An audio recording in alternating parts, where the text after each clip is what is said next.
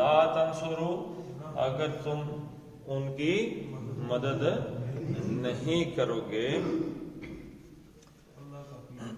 یہ کب مدد کرنے کی بات کی جا رہی ہے جی؟ تبوک کا واقعہ ہے، کیونکہ صرف غزوہ تبوک ہے اللہ کے نبی صلی اللہ علیہ وسلم کی زندگی میں جس میں نفیر عام ہے۔ انفرو تھا نا، نفیر عام، عام کا مطلب کیا جی؟ ہر چھوٹا بڑا نکلا جی، باقی کبھی ایسا نہیں ہوا۔ غزوہ بدر ہوا ہے، حضور صلی اللہ علیہ وسلم کے ساتھ جو آئے ٹھیک ہے جی، نہیں آئے تو نہ تھے۔ 313 کسی نے تلوار اٹھائی، کسی نے تلوار بھی نہیں اٹھائی، کوئی گھوڑے پہ چڑھا، کوئی پیدل ہی چل پڑا، چلو جی کوئی نہیں یہاں تو جانا ہے۔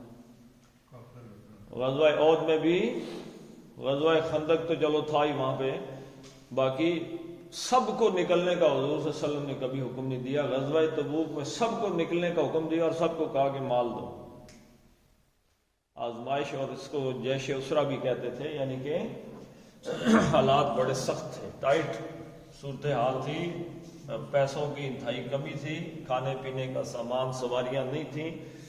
تو جیسے حدیث میں آتا ہے کہ بہت سے صحابہ جو تھے ان کے پاس سواری بھی نہیں تھی، کھانے پینے کا سامان بھی نہیں تھا۔ حضور صلی اللہ علیہ وسلم ان کو مدینے میں چھوڑ گئے، وہ روتے تھے پیچھے کہ جی ہمیں ساتھ لے کے جاؤ، لیکن سواری کا بندوبست ہی نہیں، کیسے لے کے جائے؟ رستے کا آپ اور صحرا کراس کرنا تھا، 300 میل کا سفر تھا۔